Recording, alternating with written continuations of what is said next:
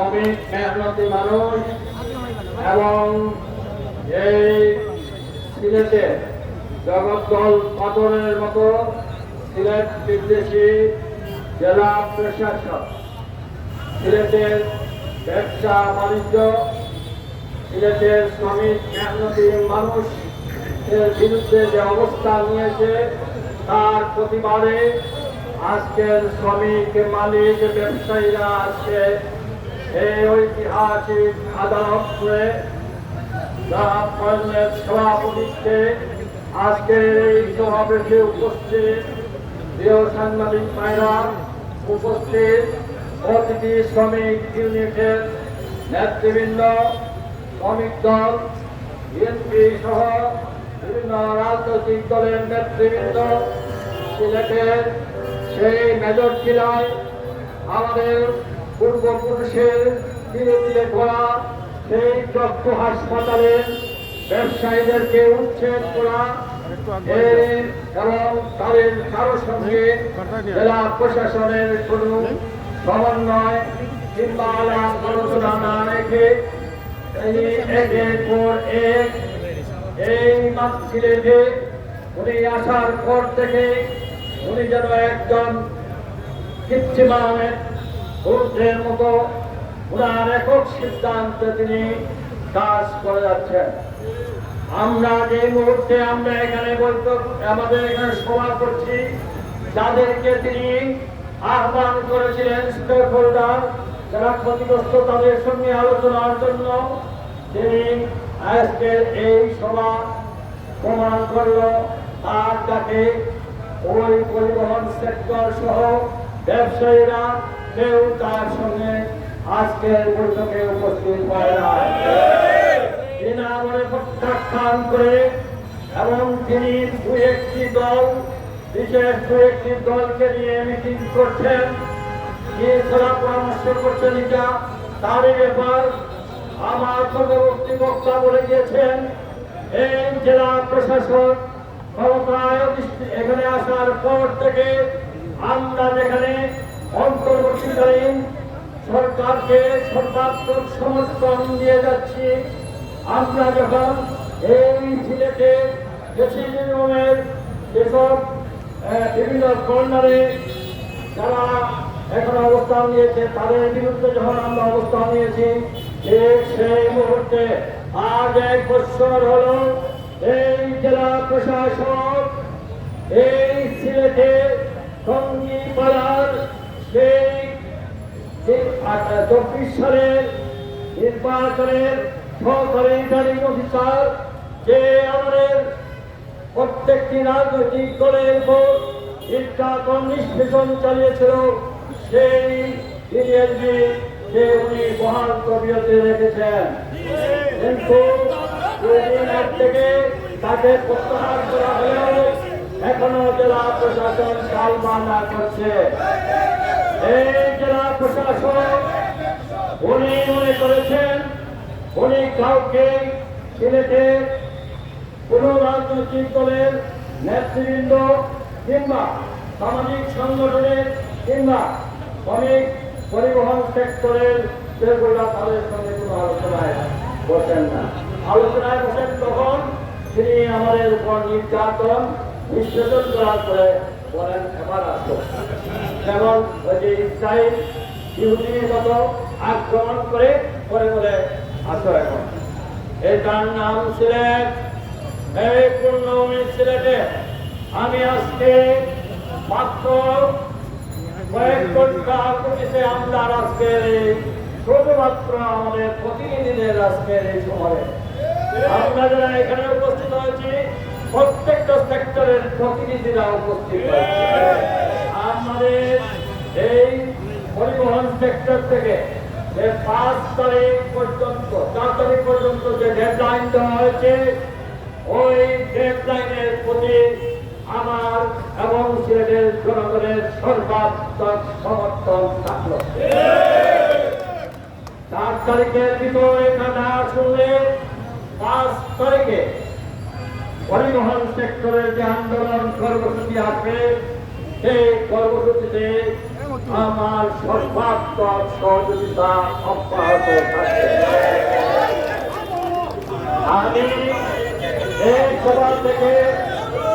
আমি এই সভা থেকে সকল রাজনৈতিক দলের নেতৃত্বের প্রতি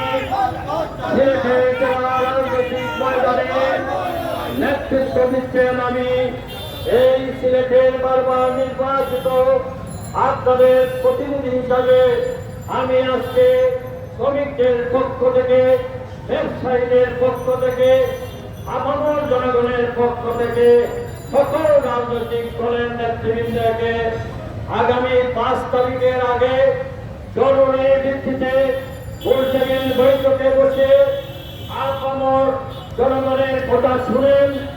এরপর অতীতে যেভাবে রাজনৈতিক দলের নেতৃবৃন্দ এবং সামাজিক এবং পরিবহন সেক্টরের সঙ্গে আলোচনা করে আমরা আমাদের ন্যায্য দাবি আদায় করতে আমরা আহ্বান জানাচ্ছি। আমি আজকে আমার পূর্ববর্তী বক্তা বলেছেন, জেলা প্রশাসক আপনি যদি মনে করেন আমাদের মধ্যে বিভাজন করার পায়ে চলাচলা করছেন, গুটি করে কিংবা গুটি করে দুই একজন নেতাকে বস করে মনে করবেন না আপনি পার পেয়ে যাবেন। আমরাও এদেরকে চিহ্নিত করে রাখি। আমাদের স্বার্থের আঘাতের বিরুদ্ধে যারা যাবে তারা ওই জেলা প্রশাসকের দালাল হিসাবে চিহ্নিত। আমরা আজকে যে আলটিমেটাম, এই আলটিমেটামে 5 তারিখের কর্মসূচির পরে কিন্তু আর আমাদেরকে দাবি রাখতে পারবে না। আমি মনে করি এই জেলা প্রশাসক বর্তমান অন্তর্বর্তী সরকারের যাতে কার্য পরিচালনার মধ্যে সিলেটে একটা বিশৃঙ্খলা সৃষ্টি করে কারো ফায়দা হাসিলের ব্যবস্থা, তা যদি না হতো তিনি অবশ্যই সিলেটের রাজনৈতিক নেতৃবৃন্দ এবং প্রত্যেকটা স্টেক হোল্ডারের মানুষের সঙ্গে কথা বলে সিদ্ধান্ত নিলে আজকের এই অবস্থা হবে না। তিনি আমাদের দেশপ্রেমিক সেনাবাহিনীকে ব্যবহার করছে, কারণ সেনাবাহিনী তো জানে না কোথায় অনিয়ম হয়েছে। কারণ জেলা প্রশাসন থেকে যদি নির্দেশনা দেওয়া হয় যে এটা অবৈধ, তারা গিয়ে তাদের রুজিরোয়াজ কাজ করছে। এই যে জালালাবাদ অন্ন কল্যাণ হসপিটালের মার্কেটটা ঘুরিয়ে দেওয়া হলো, এই মার্কেটের আমার যতটুকু জানা, এই মার্কেটের অনুমোদন দিয়েছিলেন উনার মতো একজন এই কেয়ারে জেলা প্রশাসক। আজ থেকে প্রায় 70-80 জন জেলা প্রশাসক আসছেন গিয়েছেন, প্রত্যেকে এই অন্ধ কল্যাণ হাসপাতালের সভাপতি ছিলেন। কিন্তু সরকারের একটা টাকা দিয়েও 1 টাকাও সরকারের এই জালালাবাদ অন্ধ কল্যাণ হসপিটালে অনুদান আসে না। এটাই সিলেটের জনগণ তাদের কষ্টার্জিত অর্থ দিয়ে সাধারণ গরিব মানুষের জন্য এই হাসপাতাল বানিয়েছে। আপনি কোথা থেকে কারোর সঙ্গে কথা না বলে আপনি ঘুরিয়ে দিচ্ছেন মার্কেট, ঘুরিয়ে দিচ্ছেন প্রশাসনিক ভবন। একই জায়গায় অবৈধভাবে ওই ফ্যাসিজম সরকারের সময় আনোয়ারুজ্জামান যখন এখানে মেয়র ছিল, সেই মুহূর্তে সিলেট টেক্সটাইলে সেই মার্কেট, অবৈধ মার্কেট বিনা পারমিশনে এই তারা ভবন করা হয়েছে। আপনি সেই আওয়ামী লীগের সঙ্গে মানেন আর বলেন আমি আপনাদের লোক। কিসের আপনি আমাদের লোক? আপনি সরকারের প্রজাতন্ত্রের কর্মচারী, আপনাকে চোখ কান নিয়ে জনগণের সঙ্গে কথা বলতে পারবেন না। আপনাকে সাবধান করে বলে দিতে চান, সিলেটের মানুষকে অশ্রদ্ধা যারা করেছে তাদের কোনদিন তা লাভবান হতে পারে। সিলেটের মানুষকে আলাপ আলোচনার মাধ্যমে ভদ্রভাবে কথা বললে সিলেটের মানুষ সব কিছু উজাড় করে দিতে চায়।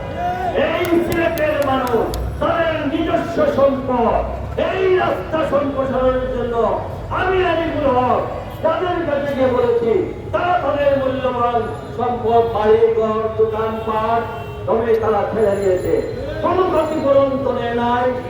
এই সিলেটে তো এর প্রমাণ রয়েছে। আপনি ধরে আমরা কোনো অবৈধ স্থাপনার পক্ষে কথা বলছি না, আমি আমারও সাবধান করে বলছি, কোনো সড়ক জনপদের জমি কেউ দখল করবে আমরা তার পক্ষে নই। আপনারা দেখেছেন সেই পাঠানপুরায়, উনি তো এটা বলছেন, সেই পাঠানপুরায় আমরা বিভিন্ন বড় বড় ভবন পর্যন্ত ভেঙে দিয়েছি, আদর্শ করে নাই। সরকারের সেই জমি যারা বন্দোবস্ত দিয়েছেন, এটা আপনার আগে আপনারই আরেকজন করে দিয়েছেন, আপনার আগে সংশোধন করেন, তাদেরকে একটা সংযুক্ত ব্যবস্থা নেন, তারপরে ভাঙেন। আপনি কথা নাই বার্তা নাই যে ভেঙে দিচ্ছেন, এই আজকে আপনি কারো কথা শুনতে চান। পরিবেশ উপদেষ্টা উনি আইন বলে পরিবেশ রক্ষার জন্য পাহাড় কাটা, পাথর উত্তোলন ইত্যাদি। আমার প্রশ্ন হচ্ছে, এইটা আমরা সরকারের সকল নীতিমালা এবং পরিবেশ রক্ষার জন্য যা যা আছে আমরা সবাই সেটা মানতে বাধ্য, কিন্তু আপনি তো আলোচনা করে আপনি তো লাইসেন্স তো এই সরকারও দিয়েছিল, আপনার পূর্ববর্তী সরকার দিয়েছিল। এই অবৈধ ব্যবস্থাপনা বিগত 17 বছর, এই অবৈধ চুরাচালানি, এই পাথর তোলা, বালু তোলা, এইসব মহল দখল, জমি দখল, এই 17 বছর বিগত 17 বছর যারা করল তাদের বিরুদ্ধে কি ব্যবস্থা নিয়েছে? জবাব দিতে হবে। আগে ওই 17 বছর যারা লুটে ফুটে খেয়েছিল তাদের বিরুদ্ধে কি ব্যবস্থা নিয়েছ? যদি সেটা ব্যবস্থা সঠিক উত্তর দিতে না পারো, এই টেক্সটাইলের যে আমাদের মেজর জেলা মার্কেটের দোকানের যত ক্ষতিপূরণ, আমাদের ট্রাক শ্রমিকের উপর যত ক্ষতিপূরণ, আমাদের পাথর কলের শ্রমিকদের উপর ক্ষতিপূরণ, আমাদের প্রতিটি সেক্টরে যে ক্ষতিপূরণ রয়েছে, তোমাকে এগুলা পরিশোধ করতে। আজকে শুধু বলে গেলাম 5 তারিখের পরে কিন্তু তুমি জেলা প্রশাসনের সঙ্গে আর কোনো আলোচনার বৈঠক হবে না।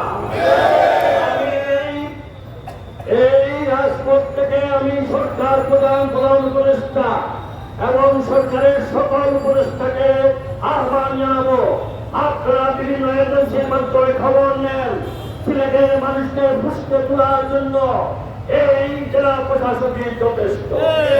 এই জেলা প্রশাসকের কারণে সরকারের সঙ্গে আমাদের শ্রমিক, মালিক, ব্যবসায়ী, জনগণের মধ্যে বোঝাবুঝির সৃষ্টি করছে। কোন অবস্থাতেই আমরা সরকারের বিরুদ্ধে নয়, আমরা আপনার ব্যক্তিগতভাবে আপনার সিলেট বিদেশি মনোভাবের বিরুদ্ধে। আমরা মনে করি জেলা প্রশাসক উনি চাচ্ছে যে এই ধরনের একটা গন্ডগোল সৃষ্টি করে কোন না কোন দলের ফায়দা হাসিল করার সুযোগ করে। আপনারা চোখ কান খাওয়া রাখবেন, আমরা কিন্তু আইন হাতে তুলে নেব না, আমরা কোনো অন্যায় কোনো আচরণ করবো না।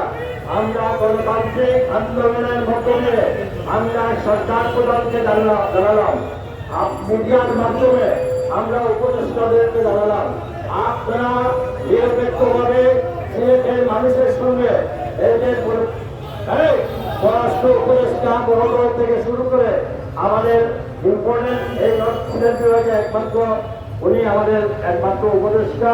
আমি আজকের এই সভা থেকে আহ্বান করব, আপনি সিলেটে বসেন, তখন রাজনৈতিক দলের ব্যক্তিত্বকে নিয়ে বসেন, সহকর্মীদের নিয়ে বসেন, কোনো সমস্যা থাকবে না। আপনার পরিবেশের সঙ্গে আমরা একমত, আমরা কিন্তু আপনি বলেছেন একটা, আর এই অপরাধ জেলা প্রশাসন করছে আরেকটা। আপনাকে এই সিলেট বিভাগের সন্তান হিসেবে আপনার সম্পর্কে রং মেসেজ জনগণের কাছে তুলে ধরছে। আপনি কখনোই শ্রমিক মেহনতি মানুষের বিরুদ্ধে নয়, আপনি পরিবেশ আইনকে বাস্তবায়নের জন্য বলেছেন। আমরাও আপনার সঙ্গে একমত। তবে শ্রমিকদের ব্যবস্থা কিভাবে করতে হবে, পরিবেশ বান্ধব রেখে আমরা পাথর বালু থেকে আরম্ভ করে প্রত্যেকটা কাজ করতে চাই। আসুন আজকে আমরা সবাই সিলেটের সকল বিভাগের সমস্ত মানুষের প্রতি আমার আহ্বান, আমাদের শ্রমিক মেহনতি মানুষরা যে 5 তারিখে যে কর্মসূচি দিয়েছেন, আপনারা দয়া করে এদিন সমস্ত সিলেট বিভাগে আপনার সমর্থন দিয়ে সহযোগিতা করবেন। এই দেখেন সিলেট শাহপুরানে এগুলা বসে আমি রাস্তা বড়বার করে একটা কঠিন জায়গার মধ্যে আমি দেখে রাস্তা থেকে অনেক দূরে তারা কি হলো, সুন্দর এখান থেকে চলে গেল ওই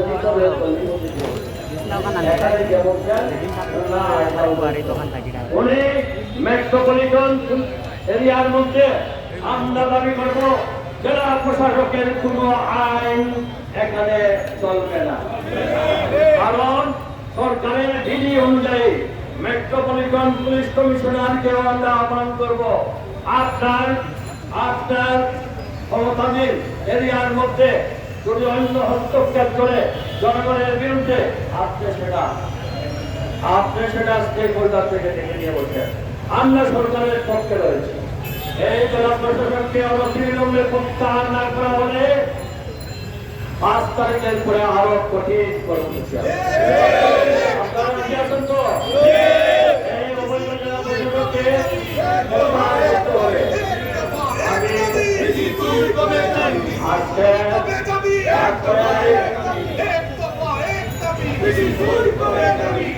কতগুলো উনি নাকি বলে আরগুলো তো এখন জনপ্রতিনিধি, তোমার বাবাকে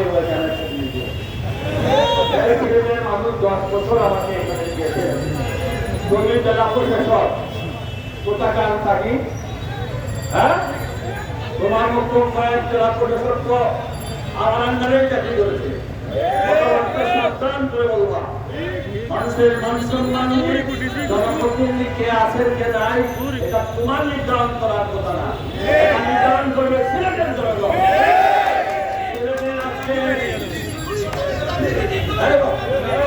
মিডিয়ার মাধ্যমে আমি বলতে চাই 123টি প্রজেক্টের জমি অধিগ্রহণের কাজ জেলা প্রশাসকের এখান থেকে আজকে 18 বছর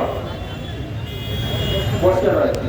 তার জন্য আজকে সিলেটের বড় বড় এই যে ঢাকা সিলেট শহর বলেন, আর আপনার বিমানবন্দর শহর বলেন, সিলেট বিমানবন্দর শহর বলেন, বাইপাস রোড বলে ছুটছেন তো, বিমানবন্দর থেকে বাইপাস রোড কত বছর ধরে একমাত্র এই জেলা প্রশাসকের কার্যালয় সেই ভূমি অধিগ্রহণের নামে এই জটিলতার কারণে আমাদের সমস্ত ডেভেলপমেন্ট প্রজেক্ট ফিরে যাচ্ছে। আজকে আমরা বাংলাদেশের অন্যান্য সরকার থেকে আমরা পিছিয়ে পড়েছি। যেহেতু এই